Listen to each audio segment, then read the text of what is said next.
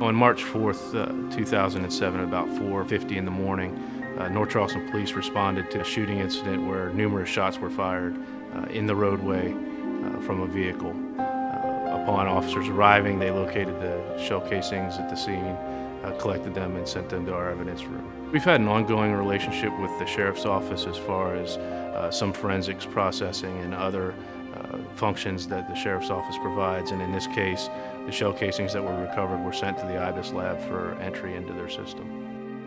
March the 20th, 2007, I was called out to Hunter's Ridge to respond to multiple gunshots. When I arrived on scene, the officers had the area cordoned off and there were multiple shell casings. We did overall shots of the unit and then photographed each individual shell casing and collected them at that time.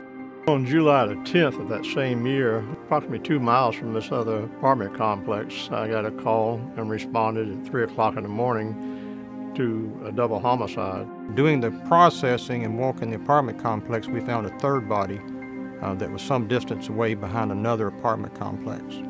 Now, inside the apartment, we found multiple .40 caliber shell casings.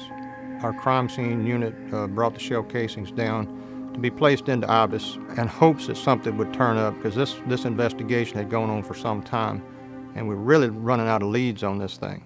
The Charleston County Sheriff's Office partners with over 100 different agencies to process all of their firearms evidence through Ibis.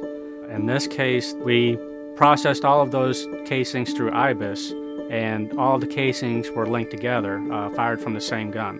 Once we found out that the shell casings had matched up the other shootings, that gave us kind of a new start, and we went back and after reinvestigating the drive-by shooting, we were able to identify multiple suspects in that shooting, and that led us directly to the shooter in the triple homicide.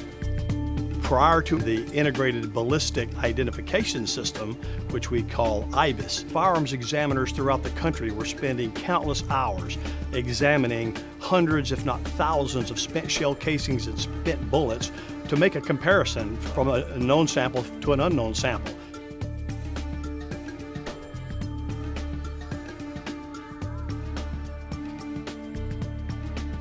We rolled Ibis out back in the 90s for the purpose of bringing the newest technology to forensic sciences as far as ballistic identification is concerned. Ibis is a computerized system. We are able to take digital images of shell casings and projectiles and store the digital images in a database on the computer. Any firearm we receive, whether it's been involved in a crime or was taken as security, is test fired in our ballistic recovery tank. We are able to recover the casing as well as the projectile in pristine condition so that we can enter it as a known exhibit in the system. As we get more firearms in, we can add those to our known database. As we get crime scene exhibits in, we can compare the exhibits to the known database to try to make matches against the digital images. The identifying of the like-kind fingerprints on these ballistic comparisons narrows the work of the firearms examiner down to a very narrow scope of possibly 1, 2, or 3 different ballistic samples rather than having to compare to thousands of samples. Ibis is absolutely critical. There's so many firearms crimes nowadays that without a tool to try to link them together, we'd probably be spending a lot more man hours trying to solve crimes than what we can with Ibis. Several years ago, this case would have probably gone unsolved. Our suspect really didn't have any known ties to the family, and without the cooperation between Charleston County and Dorchester County and the fact that the shell casings were the evidence that led us to the suspect, I think it's absolutely critical. We highly encourage participation from all local agencies. We send out emails and letters, and we try to establish contacts within each department and stress the importance of what Ibis can do for them and the community. If the Sheriff's Office did not work with other departments, then we would only have our own firearms to use as references. By partnering with other agencies, we have a much wider database. We just had a great working relationship. We come down here weekly. Every shell casing that we get on a drive-by shooting, we bring to Charleston County. And every weapon that comes into our office is brought to Charleston County.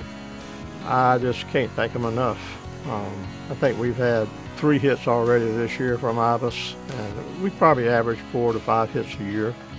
It enhances our effectiveness as an agency to provide an additional service through the sheriff's office that we don't have at our facilities. I think it's absolutely critical that agencies avail themselves of this kind of technology and use it, because it may be something that you have today that you turn in for analysis, and it may kick back 6 weeks, 6 months later and end up solving a case that otherwise would be a dead end.